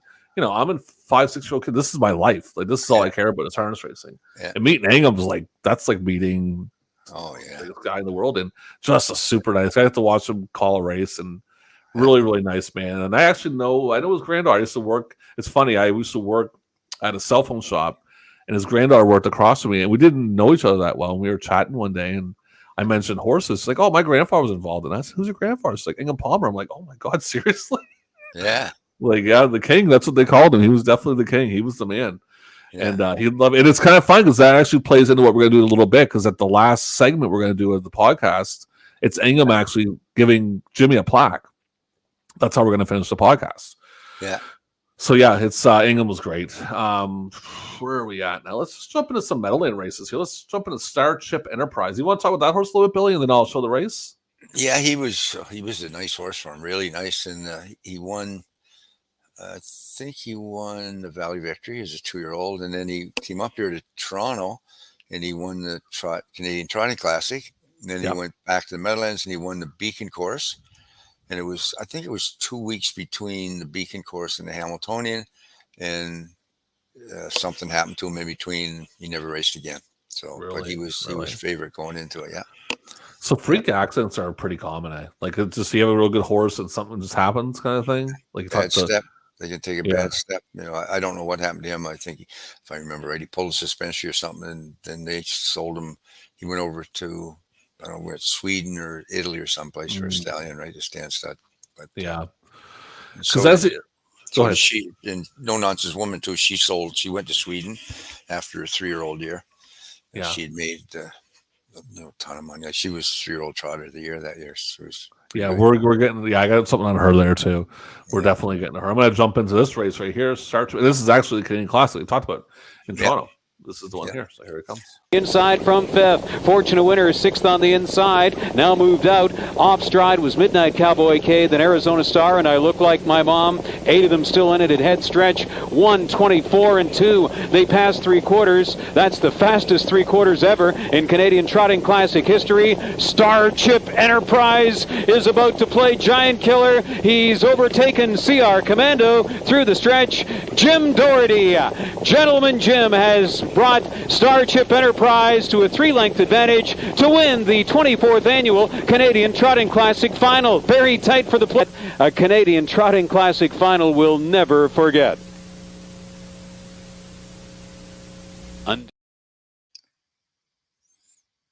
That's when you were talking about in Toronto. That would have been, what year was that? It was, I had the year. I can't remember now at the top of my head. 97? Probably around there, maybe, yeah. Yeah, 97. All right. So I'm going to insert now the Steve Mahar interview, and then we'll. All right, guys. So I'm here with Steve Mahar. We're going to, like I said earlier about doing the insert interview, Steve was kind enough to join us this afternoon, and we're going to talk about Jimmy a little bit and Steve's memories and start out with Jimmy. And so I'll let Steve start out. Thanks for joining me, Steve. I appreciate it. I appreciate it myself. Right on. Tell me about your, like you say, to start with Jimmy. Tell me the stories about that. Yeah, when I started with Jimmy, I was still going to school, and I was around the track and stuff like that. And Jimmy was around. He was older than I was, and I was just still going to school. And he asked me one time if I'd be interested in going away with him for the summer. So when school got out, he was heading to, Montreal or Foxborough or wherever we were going, and. So when I got out of school, we headed out. He usually had maybe 6 horses or whatever. And we headed out. We went, I think the first year we went to Foxborough, and we raced there for a little bit, but then they closed down and they went to Rockingham. And they were coming back and forth for a couple of months at a time or whatever. And then the next year, I think we went to Montreal, and we raced in Blue Bonnets, and then we left there and went to Foxborough. And when we were there, they closed down for a little bit, and we went to Richelieu Park, and we raced there. I just groomed and so on, and jogged a little bit and stuff. I was just young and just starting out. So you started racing at that point, or you were just basically racing back then. So you would almost say Jimmy pretty much kind of gave you your start, really, when you think about it. Yeah. I was around the track and farted around muck stalls and stuff like that. Actually, he had the horses for Milton Downey. Okay, yeah. Was his main owner, and I get paid through Milton. And Jimmy had maybe 4 or 5 horses for Milton, and he had a couple other horses. Maybe there was one owned from Maine, and another one from a guy here in St. John. Yeah, I think he had like maybe 6 or 7 horses. Because he went down to Foxborough like pretty early on. I think he was here in the 50s. Yeah, he went to Maine at first, and then he went to Foxborough. He was there for probably a couple of years before I went there. So, like, when you look back at a lot of these guys, like, going to the U.S., like, you went down to Florida, Wally went to Florida, a lot of Marcel went to Montreal, but I think, would Jimmy be the first one that kind of started doing that at EPR? Like, the first guy that really went to the States and made a name for himself? Yeah, probably. Rufenberrio. Yeah, that's true. Actually, when we went to Montreal, he went to Montreal, and my brother worked with him up there, and I worked for Jimmy. Yeah. And they went to Foxborough. We went to Foxborough. We kind of all stayed in the same circuit, more or less. Yeah. And then, so Jimmy leaves. He goes up to, we've covered it probably at this point. This has happened through the podcast once I put it in. He goes to the Meadowlands. Like, you went down to Pompano in 79, was it? 79 or 80, you went down to Pompano. Yeah, 79, 80. Yeah. Did you ever go to the Meadowlands before and race? Were you ever at the Meadowlands at all? When I raced in Monticello, John drove a few horses for some of the guys there, but I wasn't really interested in it because I had my wife and kids. I was stabled right in Monticello. I was stable there and so on, but there was a guy I drove for, and he raced a few in the Meadowlands. And, some of the ones Billy O'Donnell had drove. This guy was one of the top trainers, and he got me to go down a few times and race there a little bit. So you look back at like Jimmy. I mean, everyone says it how nice he was. I've said it like numerous times because, as I said, I recorded this day before the podcast. But it's like legit that Jimmy was one of the nicest people in the world. I mean, his whole family are such nice people. Yeah. I know them all pretty much. I mean, Gentleman Jim, I told the story, and they're going to hear a bunch, is that as a kid, I was, I think, 8 or 9. Like when he got inducted into the Hall of Fame, I'm pretty sure that's when it was. Because my father groomed for him a little bit, and they I don't know how it came about, but they invited me to come over and meet him. And as an 8, 9-year-old kid obsessed with harness racing, it's a pretty big thrill meeting Jimmy Doherty. And I mean, just a real great guy. Pleasure for him to meet somebody from here. Yeah. He really liked that. Yeah. And I seen and you guys raced together a little bit. I think Provincial Cup 81. Yeah. When McGarrett ended, and you were in it with, I think, Saul's Pride, were you not? Not Saul's Pride, you were in it with Henry Butler. Yeah. Yeah. Yeah. And a few years later, when I had my own stable, I went to Foxborough too. Mm-hmm. Jimmy had a stable there, but he was racing the Meadowlands, but he always had a stable there. Yeah. And he used to come up on Sunday and drive, and he got me to drive his horses. Okay. At Foxborough. Nice. So we stayed, we stayed close. Yeah, and the famous one, which I'll show later in the podcast, is Jimmy breaks a 2-minute mile in '83 with McGarrett N. Provincial Cup, and then the next day you go out with Gemini Risk with and the thing that's even crazier is that Mo Doherty finishes second with Broadley Road. Yeah. So do you have memories of that when that went down? Like how kind of crazy that was? It took you guys so long to break the 2-minute mile. Well, I know Wally was in there, and I went in 59 or whatever it was. And he went, I think he matched it. The exact. Two after he matched it. Yeah. It was a maritime bred record or whatever. And I'll show that actual race on the podcast so people will see it. But I remember, actually, you gave me, you and Twyla gave me them tapes, and because you had the 83 exhibition week. And then the next one, Ingham, we're kind of floating everywhere, but Ingham was so great because Ingham, you can tell how excited he is, right? It took them so long to break it. Now they're getting there. They do it 3 times in less than 24 hours, right? So, but yeah, no, it was great. It's for me, with looking at Jimmy, the 81 Alexander, which everyone will see, I'll show it. Watching him just sit there in 7-hole, right till the last, and then he just comes out and just blows everybody away and wins. It's just absolutely wild watching him race. Yeah. They were nice horses back then, you know what I mean? Now they wouldn't be a 25 claimer. Yeah. 59-4 or 59. Yeah. So, and you were close to Jimmy at the time he passed. I think I seen a picture of you and Twyla with Jimmy and his wife. Yeah. And stuff like that. We went to our wedding and stuff like that. Yeah. Yeah, very nice, man. Well, that's fantastic. So, do you want to add anything else before we finish up? If you want to add any more stories, feel free. No, there's probably stories that I can't remember, I guess. No. Yeah. That's great. I know my wife used to babysit his kids in Foxborough and so on, his first marriage. And his 2 boys still racing Monticello. Yeah. Jimmy and Mike. Yeah, I'll have some pictures of them also on the podcast, And Mike came home a few summers and was around here with Mo. He used to hang around with Mo a lot. Yeah. No, that's great. I really appreciate you doing it. I appreciate the stories and stuff. That's awesome. Because it's nice to go to everybody. We're going to go to everybody and kind of get some stories for everybody, and we'll put them in the podcast, and everyone can hear it. So that's great, Steve. Thanks a lot. I really appreciate it. Not a problem. Thank you.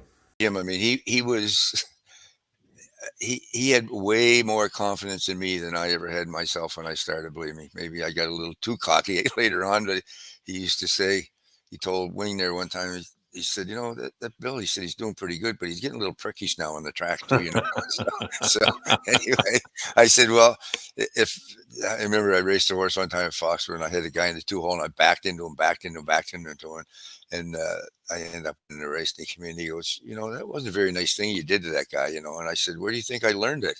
It was from you. That's awesome. Anyway, no, he was, to me, I mean, he was my mentor. Actually, he called me when they were putting him in the hospital that night, and I wasn't home.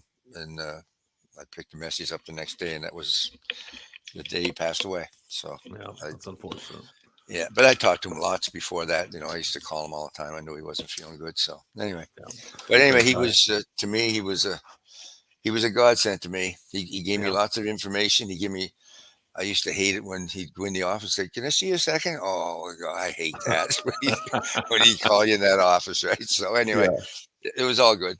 Me and him and the old dog, we had a dog there, Rascal. And I was staying in the tack room, and I first went to Rockham, and the dog, he'd bite you. That dog, he was a nasty little dog, little wire-haired terrier.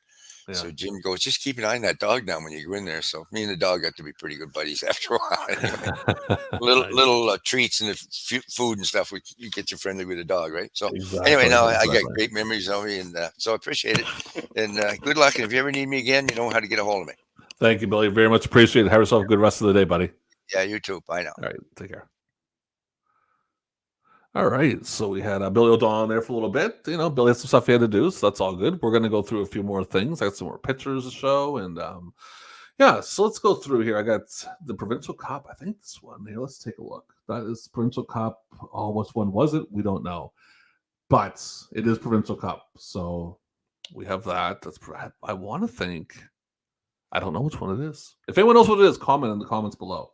We'll show it there. And actually, I'm going to show something real nice here real quick. Give me 1 second, everybody. Just kind of, I don't know, stare around. I'm going to bring something out here real quickly.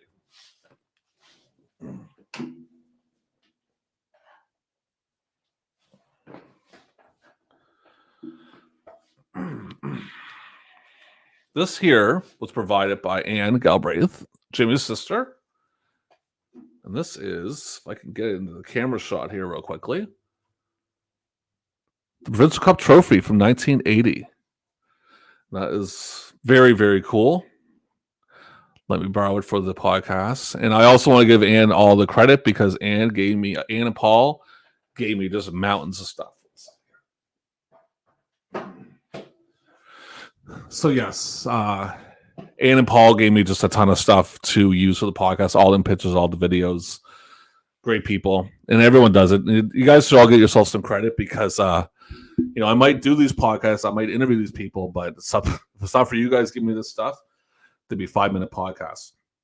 I'm going to break real quick and bring in Aubrey Wood interview that I had done. So we're going to do that right now.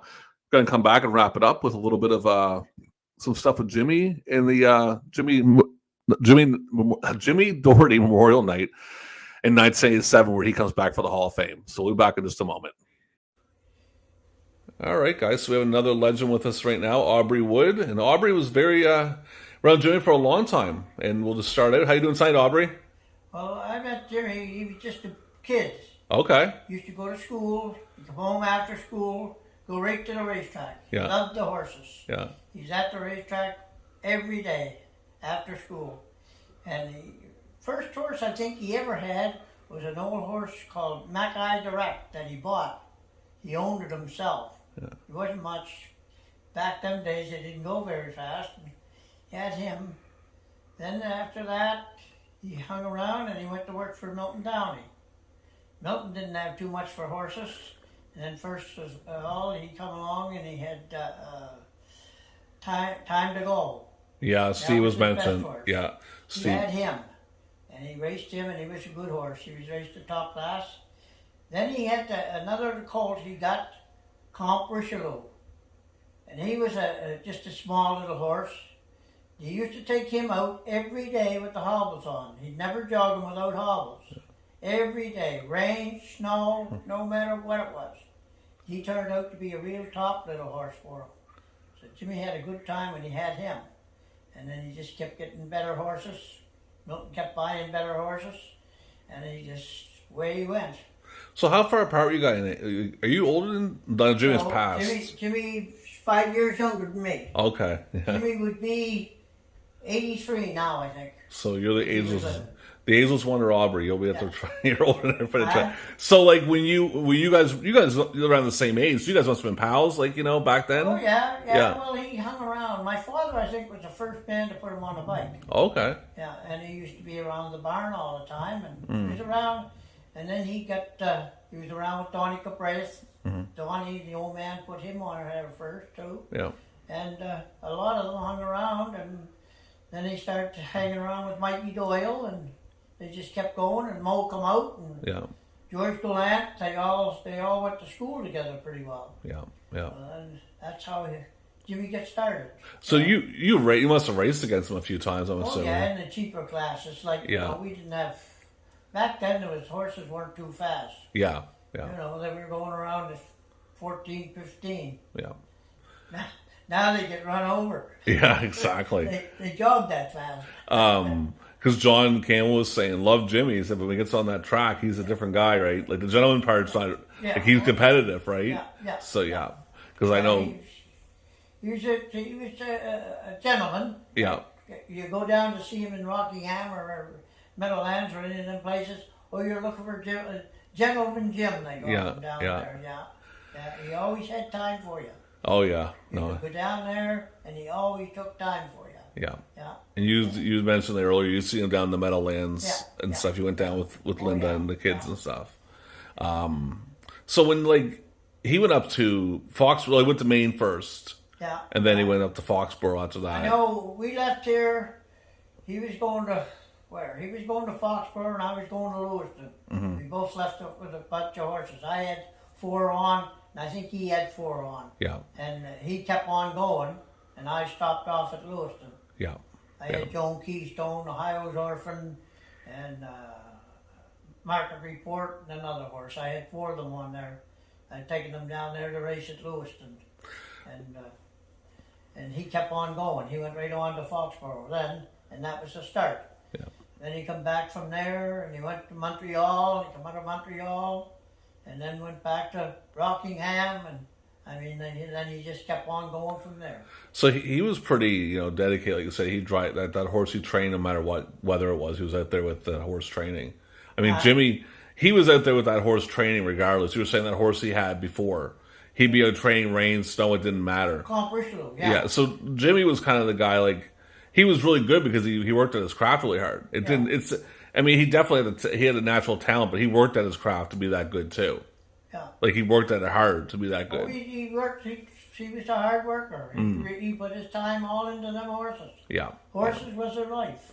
Because I think someone else mentioned about a horse, I forget who it was now, but said this little horse that no one could get anything out of, Jimmy got a hold of it and just made it into a great horse because he worked so hard with the horse to get it going. Yeah, so that's great. Now, another thing, too, that, I talked a little bit with John Campbell, is that, he was one of the first people to go to the Meadowlands, which I think is a pretty big deal because, the Meadowlands was the big time. Yeah. And he went there, I think he was there right when they opened, was he not? Yeah, the Meadowlands, he's there for the first night. Yeah. First night they opened. I know when he was down in Rockingham, I went down there and I raced a mare called Morden Fair. I raced her at Rockingham. Jimmy was there then. Yeah. And Mo was there too. Mo had 2 or 3 good horses too. Yeah. So, no, but he definitely made his mark in the Meadowlands and all through the States because they have a race there named after him. So well, he done well in Rockingham too. Yeah. He done well there. Yeah, we actually have a video. I'm recording this. Everyone knows the night before, 2 nights before. I do have a video of him in Rockingham. Bruce Maxwell took it, and Bruce told me a funny story that he went down there. I forget who went, but he went down. Maybe went with Mo. It was somebody. Yeah. But Bruce had his camcorder, and we all know what Bruce's camcorder was. That gave us some of the '70s stuff, and he was recording. He got one. Jimmy was in the first race, and he got the race and won. It was all show, but I guess they came up to him and said, "You can't be recording here." And I'm thinking, this is 1970s racetracks in New York. You probably don't want to mess with these guys that are running these tracks. Yeah. And Bruce, he put it away pretty quick, right? Well, I think when he was down there, I think at Rockingham in '69. I think it was '69 he was at Rockingham. Yeah. And he had a stable of horses there, but he had Milton's horses. Yeah. And he went quick. He was racing here, in the mid-50s, late 50s, I think, in St. John. Oh, yeah. And then he's kind of 10 years or so, probably, maybe 10 years or less, he was already going to the U.S. to race. He what? 10 years or less or so, about 10 years or so, he was already going to the U.S. to start racing. Oh, yeah. So, he had it pretty talented. No, that's great, Aubrey. He was sick for quite a while. Jimmy was sick. He was still racing horses, but he wasn't well. Yeah. I've seen some of the later pictures. I have a lot of pictures there. I can kind of tell, he's looking a little thinner and stuff, which is it's a sad thing because, as I've said probably 7 or 8 times in this podcast, I met Jimmy when I was 8 or 9 years old, and it was when he came home for the Hall of Fame induction. And they set it up where I could go meet him. Well, he'd be down there when your father was down there. Yeah. My father worked for him a little bit. Grooming. And when I went to meet him at about, I think it was 8 or 9 years old, that's like getting a kid. That's being a celebrity. That's what that is to me. And I was ecstatic. I have little memories of it, but I remember two things about it: being super excited to go, like really excited, Yeah. and Jimmy just being such a nice guy, like just, and it was sincere. It was sincere. Jimmy Like, was always the same. He never changed. and I'm just like, Yeah. absolutely awesome guy, just super. And I remember being there for a good amount of time, and just like, I don't know what I taught. I know it was obviously harness racing, Yeah. but I remember asking him questions and just him being so gracious and answering all of them, and great I guy. know years ago, if he had a horse that was sick or anything Yeah. in St. John, Yeah. he'd always come and get my father. Yeah. Come over and help him. Yeah. He was really fond of your father, you said before. Oh, yeah, he was. He thought the world of it. That's great. Oh, that's awesome, Aubrey. Yeah. All right. Did you want to add anything else, Aubrey, to the it before we go? Not really, just that he was a great man. Yeah, definitely. Yeah, and he done well. He did. Perfect. All right, Aubrey. Well, thank you very much for joining us. I really appreciate it, Aubrey. Okay, Scott? Take care. Yeah, you too. All right, everybody. So that was everybody's ageless wonder, Aubrey Wood. God bless Aubrey. He's going to be 88 this year, and he's still going strong. Great man, great storyteller, and big fan of Jimmy. They were friends. As you see in the picture I showed earlier, which I'm going to pop back up again because we showed it real quick there. Look at that. Aubrey up there in the right-hand corner. You can see it a mile away with that smile. You know it's Aubrey and all the guys. That's a fantastic picture. That came from Bruce Maxwell. Another great guy who provides so much good stuff for us. So I really appreciate Aubrey coming on and telling a few stories there. And for everybody, Steve Mahar, John Campbell, all them guys, Billy coming on, everyone's pretty busy, so I really appreciate it. So we're going to finish off the podcast today with a very special thing. I mean, we were going to show Provincial Cup, but I thought you've all seen it. You've seen the 81 one. I've uploaded it like 6 different times, so I think you're all kind of sick of the 81 one. I'm going to bring up the Jimmy Doherty night, and I got a few pictures afterwards. This is when Jimmy comes back. It's in May of 1987 for the Hall of Fame. And Jimmy, being the kind of guy he is, comes back and drives a couple horses, wins the race, which we're going to bring up. For Bill Nicholson. Bill Nicholson, I think Junior owned this horse, but Senior was also involved. And everyone knows my love for both. The great people, great family. Bill Senior is my godfather and just like a second grandfather to me. I love him to death. Fantastic person. Bill's a great guy also. The whole family's great. And I really wanted to show this race of Vic Will. That's Jimmy races for Bill this night. So I'm going to bring this race up right here. Jimmy racing with Vic Will in May of 1987 on Jimmy Doherty night. Come back, and we're going to show the little presentation that he gets at the end of the night. Well, actually, middle of the night. Middle of the race car. But here it comes now with Vic Will, Jimmy Doherty. All set now for the second race. Field of 7 approaching the top of the stretch. Yankee Seals to John Davidson, Diamond Digger, Jody Hennessy, Riverview Boy, Wayne Sprague, Dainty Dive, Headley Jones, Golden Fella, Gary Vincent, Solar Max with Steve Mahar, Vic Will with Jimmy Doherty, and here they come.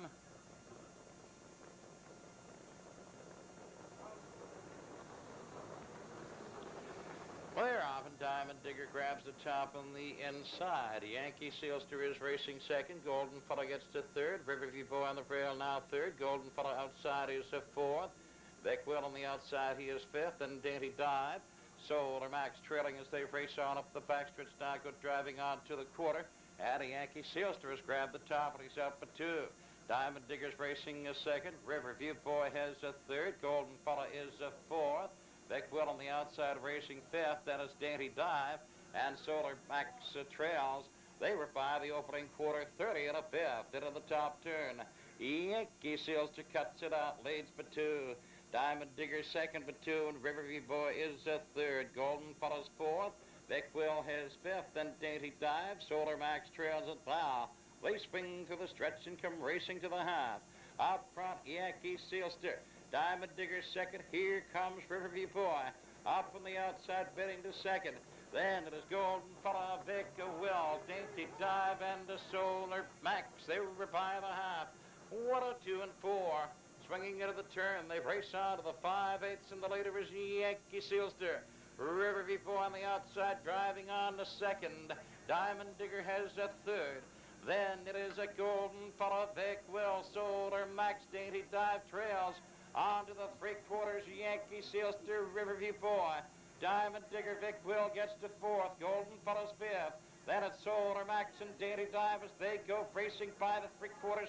1:34 and 2. Top turn, Yankee Seals to 2.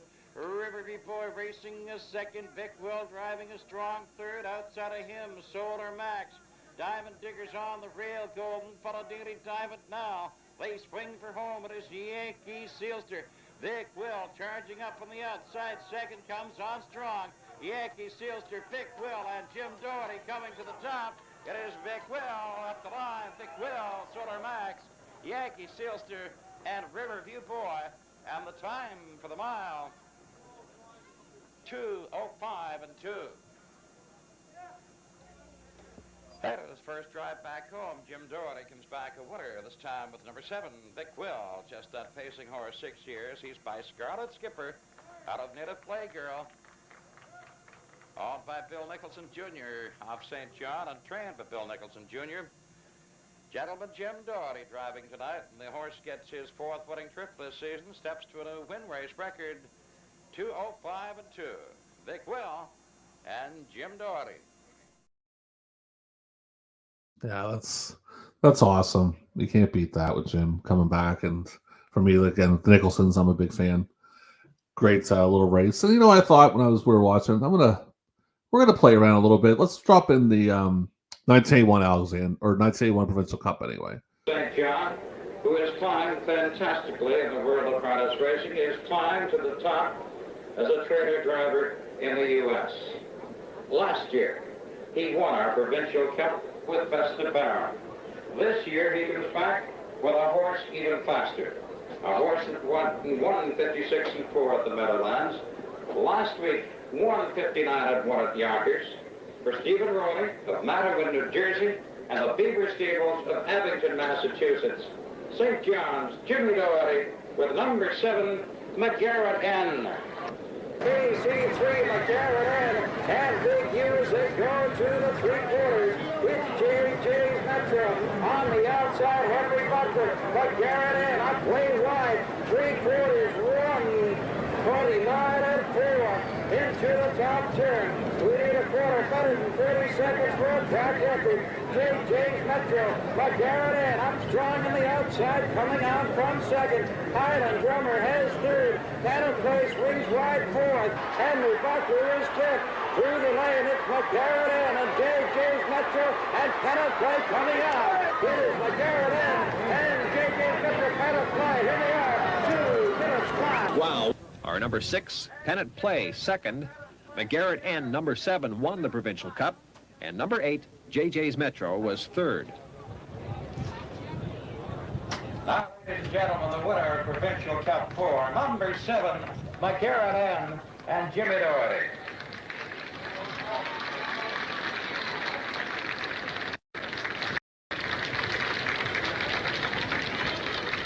McGarrett N. incidentally, a big tasty gelding, New Zealand bred, 6 years, with Scottish Hanover from Olay.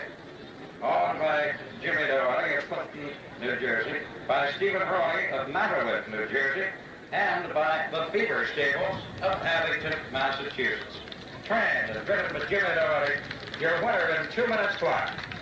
Well, how you race and see what Jimmy Doherty has to say to us.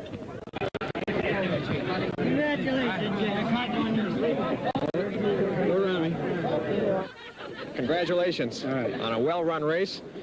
You seem to be able to do no wrong. You come up here, you pick up your horse, local boy comes back and makes good here in St. John. Just kind of lucky, I guess, maybe. Well, you ran a heck of a race. You did it in 2 minutes flat. You came around that half in, I think it was 58 and 2. Did you know you were in a sub-2? Did you think you could go for it? Yeah, when we got to the half that much, and, I didn't know then if I was going to win, but I knew whoever win had a shot at it. When did you make your move? Well, I edged him out here, coming to the half, and Wally Hennessy came out with his horse, which was pretty fair. And the horse that had been parked was not just quite that brave right then, that other horse from Montreal. I looked up and I see him dead. I knew if I could ever swoop him, I'd be long gone, and that's what happened.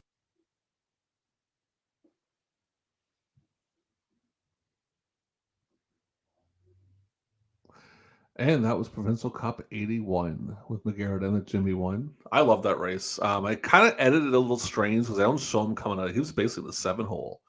and just like he said, just comes up, boom, swoops the whole field, right? But very cool little race there. If you actually look at the part where they're introducing Jimmy, you see Mo, and you also see Aubrey Wood. Yeah, Aubrey, a few years younger, the same, but he's a few years younger than he is now. And I'm going to show just 2 more pictures, and then we're going to show the last video clip of this show. This one here, I gotta find it. This is the program cover for the Jimmy Doherty night, May 27, 1987. And the back cover is right there, a couple of races. And him and his sons, which is great. I know his sons are up in the Meadowlands and doing real well for themselves. So that's awesome. And one more picture. A couple more. Let's see here. We have this with Jimmy coming down with the drivers. That we're going to show that video in a second. And also Jimmy with Ingham. And, that's another very, very well-known man that we'll actually be doing a podcast on soon enough once we get that set up. So to finish off the podcast, I'm going to bring up a video. This is Jimmy being honored by EPR. It's a few minutes long. It's a very cool little video. So I hope everybody enjoys, and we'll be right back. Jimmy's back home tonight on the eve of his induction into the new St. John Sports Hall of Fame. We've taken this opportunity to salute Jimmy Doherty, who started driving actually before he got his license. It was back to 1956 when he won a race with Mackay Direct, a horse that he bought while he was attending high school at St. Max. His first win on record came in 1959 with a trotter called Leatherwood Day that once raced in the Hambletonian. So Jimmy's first official win was in 2:17. Since then, as you can see on your program tonight, Jimmy Doherty has won over 3,200 races, over $21 million, and he is ranked among the top harness racing drivers in North America.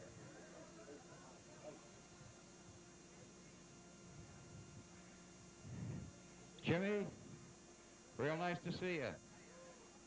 Good drive, a thick wheel. Yeah, well, horse is pretty good. As you can see, folks, we've got the drivers from Exhibition Park joining us here. They'll form sort of a horseshoe around Jimmy. We also have Steve Mahar with us right now. Steve is on behalf of the St. John Horsemen's Association presenting Jimmy with a plaque. I'll read the plaque. It says, presented to Jimmy, Gentleman Jim Doherty by the St. John Harness Horsemen's Association in recognition of your many accomplishments in North America and in honor of your being the first horseman inducted into the St. John Sports Hall of Fame. It's signed by the President, Jerry Lowe, and the Secretary, Pat White. And Mr. Bill Ganderton, the president of the Exhibition Association, has a presentation of a jacket. Jimmy, New Brunswick sports teams wear blue and gold. This jacket is inscribed on one side, Home Track EPR St. John, and on the other side, St. John Sports Hall of Fame. You remember the night in 1976 when Jimmy won the Provincial Cup with Navy. That was our first mile, better than 2 minutes. Jimmy won it in 1:59 and 4. Milton Downey, chairman of the Exhibition Association's Racing Committee, is making that presentation now. We have the victory picture here inscribed, the first sub-2-minute mile, August 1976. Nero's BB, Jim Doherty. I stand corrected, August 1983. Jimmy?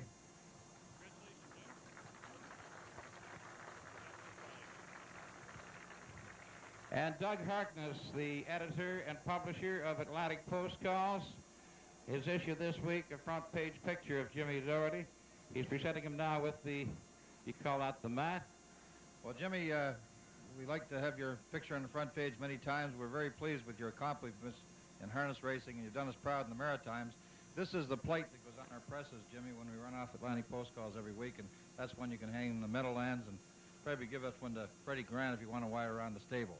Thank you very much. It's a privilege to have your picture on the front page. Okay, Jimmy. Time for you to say a few words. Jimmy, back home to all your friends. It's very nice to be home, and I'm really honored to be inducted into the Hall of Fame. And just want to thank everybody for the nice day I've had here today and tonight. And it's just nice to be home. And thanks for all the gifts and everything else. Okay, Jimmy, thanks very much. Fellows, thanks very much. Now we get back racing horses.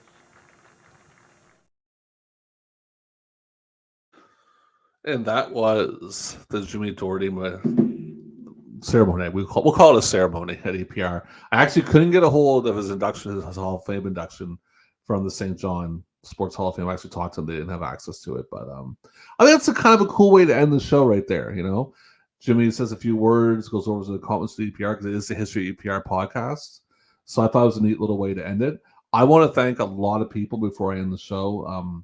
And Galbraith, I apologize. I said your last name wrong about 4 different times. Ann and Paul, I can't thank you enough because you gave me so much stuff to work with. That's phenomenal. Billy O'Donnell for coming on. Billy's a busy man, and Billy's a great storyteller. Really appreciate him coming on and being patient because we had some technical issues at first. It kind of, Billy was great about it, so I really appreciate that. I appreciate Mo Doherty. Mo wasn't really comfortable coming on, but Mo was a great guy, great storyteller. I'd love to get Mo on. At least maybe we'll do a phone interview because Mo tells some great stories. Love talking to him. Bruce Maxwell's another guy I want to thank. Everybody. I mean, I could go on and on to all these people who I want to thank.